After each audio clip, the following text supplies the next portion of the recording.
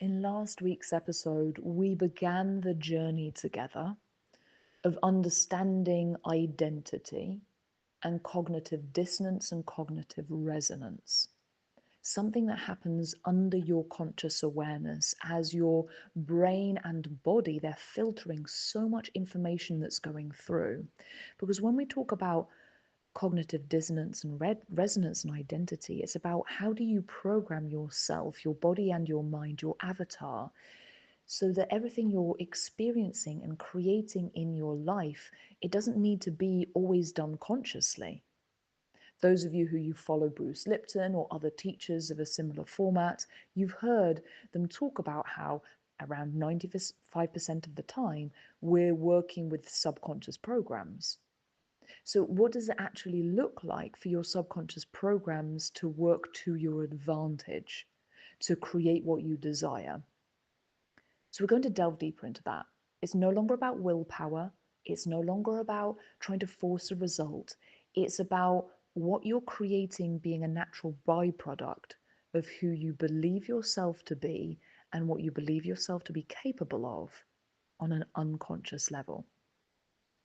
So welcome to this week's episode of your Power Packed Podlets. My name is Rachel, and not only am I your host for these mini podlets, these short podcasts, let me share a little bit about myself. I know there's quite a lot of you here. These are the only connection points we have. So a little bit of background so you understand why I share what I share and what value it's here to bring you. So I work as a business coach and mentor for spiritual entrepreneurs. Not only that, as I work as a spiritual mentor, so guiding you on your path to what you desire, whilst also learning what it is to be in spiritual integrity for yourself within yourself, what it looks like to heal on your journey of growth and increasing your impact and income. What does it look like to have what so many think is impossible, everything you could possibly desire? And it's not something that happens overnight. It's not about clicking your fingers and it suddenly occurs. It's about this gradual unfolding on your path. So what is the underlying message in this? It's having a life of fulfillment, meaning, and purpose. That you wake up every morning excited about your day. Like, what are the foundations this is built upon? And this week's episode is, what are the internal mechanisms, the internal landscape that allows this? So we began talking about identity in last week's episode, and since then I've been talking about identity with my clients, in the school, and in conversations with friends. And because of this, when you get into conversation, when you focus, when you place your attention on something, your subconscious mind then begins to process the information and look for more evidence of the same, both in your internal and external reality. And when you do something like I do myself, when you regularly practice creative thinking, you will find that you can draw out of your internal wisdom so much that serves you and serves others. And so one of these things, it came out through conversation with a friend of mine. And I'm going to share with you a story where cognitive dissonance, in fact, worked to my disadvantage, so you can potentially see where it's played out in your own life. And then we're going to talk about how you can use cognitive dissonance to your advantage. So I'm going to take you back in time. Some of you will know that I suffered from an eating disorder. Well, it was a couple of different eating disorders combined with body dysmorphia, which can be quite common in the eating disorder arena. And I remember clearly the first day that journey began. I pulled out a photograph that had been taken of me when I was on holiday in Spain.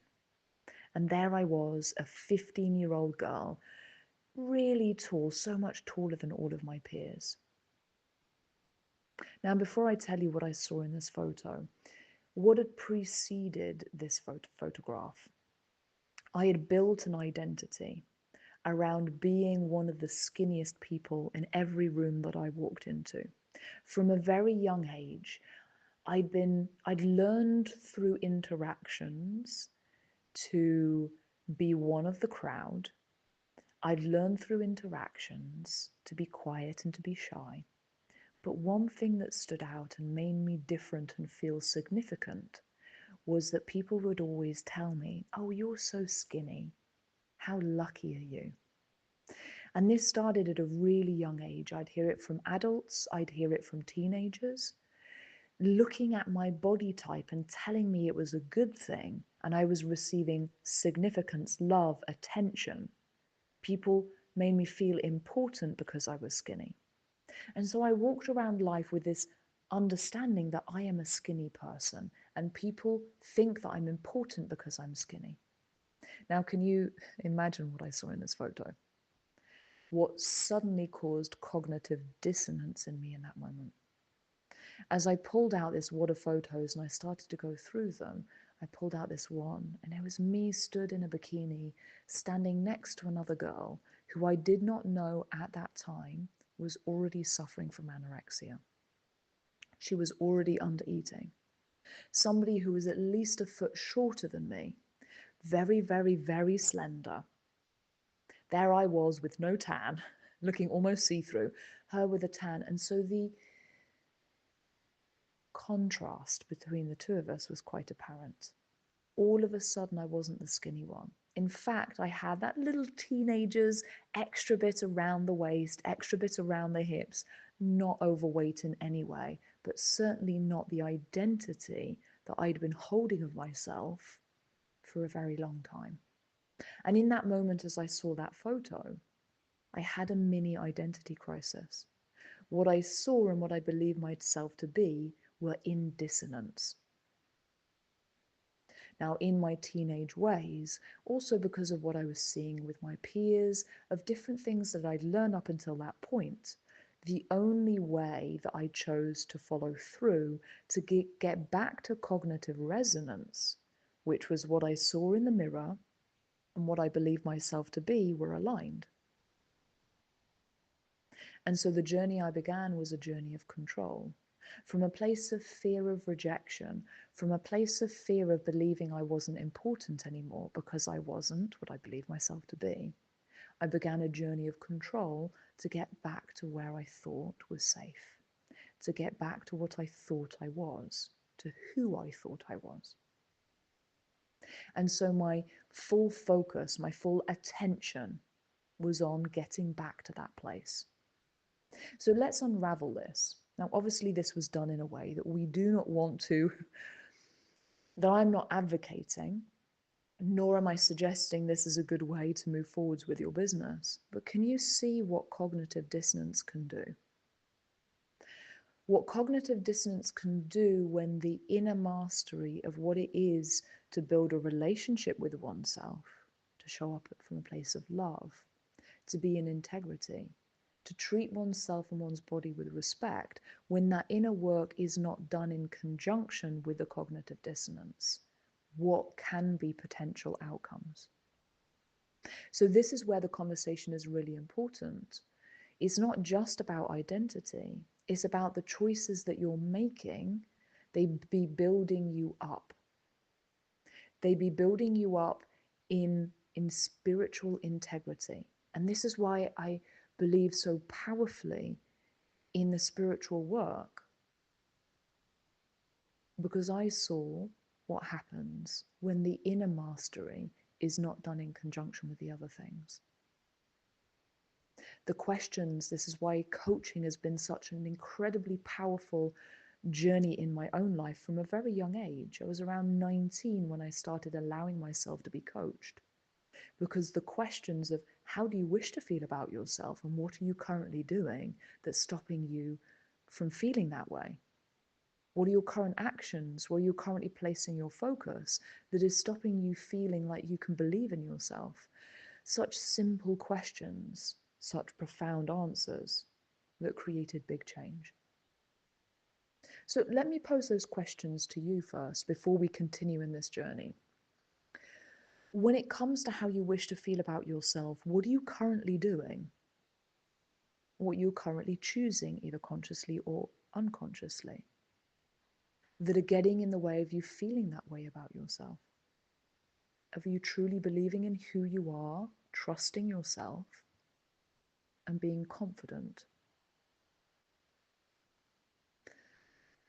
So what does it look like to use cognitive dissonance to your advantage? Let's say where you are currently at when it comes to income and time freedom isn't working. So you're working really long hours and your income isn't where you want it to be at. What it looks like to use cognitive dissonance to your advantage, what the results you're currently making are in resonance with the identity you currently hold of yourself. Let me repeat that. What you're currently experiencing is in cognitive resonance with what you believe yourself to be, what you believe yourself to be capable of, and what your identity can hold. So if you're wanting a different result, it requires that you hold a different identity, that you believe that someone like you can make the money you want to make, that someone like you, it makes logical sense for you to have the results you want, to have the time freedom you desire. So that if at any point in your journey you do not have the income, you do not have the time freedom, it will be in cognitive dissonance with who you identify as being. And so you will naturally place your attention and intention on changing that reality because it doesn't resonate, not from a place of force, from a place of coming back to resonance with who you believe yourself to be. It will make logical sense within your nervous system for you to do that. And let's come back to the story I shared. What does cognitive dissonance plus fear cause you to do? If you identify as being somebody who makes considerably more, 10x your current income with a lot more time freedom, and then suddenly something shows you that you're in cognitive dissonance, but you're in fear, what are you likely going to do? You're likely going to go and unconsciously as well, not just consciously, unconsciously, try to get back to where you identify as being through force, control, overworking, and probably things that will lead you to burnout. So this is where identity with integrity and inner mastery is so vitally important. That you are held to a standard, not just by yourself, but also somebody external to you, holding you accountable, calling you out, mirroring back to you, where you are trying to get back to where you want to be through fear and control and lack and scarcity. Because that is the easiest path. The easiest path to where you want to go is through fear, control, lack, and scarcity. That's not a very enjoyable one, though. And I can tell you, the journey of anorexia was not an enjoyable one. And it took time to undo those patterns. So when it comes to getting to where you want to be, it's about identity, values, standards, and spiritual integrity. So let me leave you with one last question. What does it look like for you to be in an environment that encourages you and normalizes for you to grow in that way? I love long questions, so I'm going to repeat that to you again. What are you going to do to consistently be in an environment that normalizes all of that for you? Because it's about being held to that standard. Not just one day, not just 2 days, not just 1 month or 3 months, over a period of life. Because shifting what you identify yourself to be, what you believe to be normal, whilst doing those things from a place of trust, inner safety, and belief in yourself, this is a consistent process of growth and healing.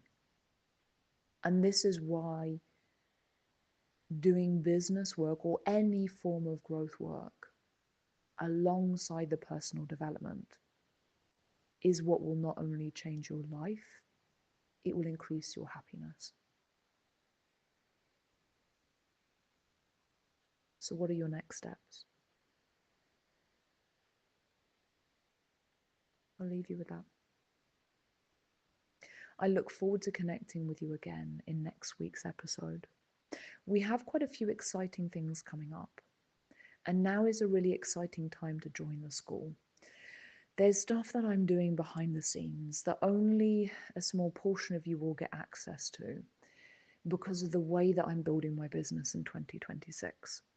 For those of you who choose to join now and you choose to join on a special program that we're running, I don't know how long we're going to run it or how many people we're going to let in, because you get more access to me, you get extra trainings, and you get to learn what it looks like to grow organically. So if you join the school now and you join this program, you're going to get to be a part of this growth that I'm doing behind the scenes. And you're going to learn in real time. You're going to see what's working for me, what's failing, what I do to navigate failure. And I'm going to be taking you on that journey with me. So if you're the type of person like me, you don't only want to learn the strategy, you want stuff to be modeled to you. You want to see what it is to navigate failure as a leader and to see what leaders do when it comes to the hard parts. If you're in it for that as well, now is a beautiful time to join us. I invite you to send me a DM to find out what that looks like, to see if now is the moment for you to join us in the school, whether it's level 2, level 3, or level 4. That's all I'm going to say. I look forward to receiving your DM.